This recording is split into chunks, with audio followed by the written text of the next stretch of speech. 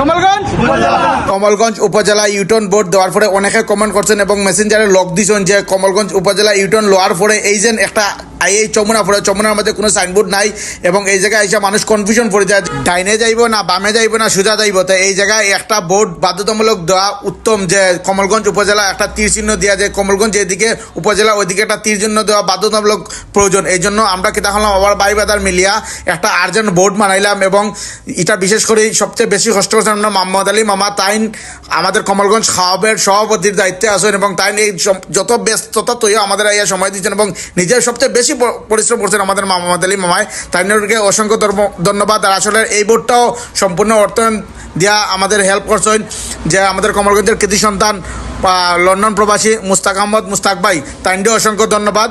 আর আসলে এই বোর্ডটা দেওয়ার পরে এখন মানুষে একদম ইজিলি যাইতে পারবো যে কমলগঞ্জ উপজেলাটা কোন দিকে, নাতে এই জায়গায় আইসা কিন্তু অনেক কনফিউশন পড়ে যেত, যে মানুষের জিজ্ঞাসাবাদ করতে হইতো যে কমলগঞ্জ উপজেলাটা কোন দিকে। এই কমলগঞ্জ উপজেলা যাতে ইজিলি বুঝতে পারে এই জন্য আমরা এই জায়গায় একটা বোর্ড দিলাম। আসলে আপনারা ভিডিওটা আবারও শেয়ার করে দিবা এবং ভিডিওটা শেয়ার করার মাধ্যমে কিন্তু আমাদের আরও উৎসাহ বাড়ে যায় এবং আবার আগের মতো কমলগঞ্জ উপজেলা কোন জায়গায় বোর্ড দেওয়া যায় আমরা জানাইবা। দেখুন এখন চমুনাথ আওয়ার পরেই কিন্তু ইজিলি বোঝা যায়, দেখো ইজিলি স্পষ্ট বড় একটা বোর্ড বোঝা যাচ্ছে কমলগঞ্জ উপজেলা বামে মুড়ো। তো ইজিলি মানুষ এখন আমাদের কমলগঞ্জ উপজেলা আইতে পারবো। ওকে, ধন্যবাদ সবাই।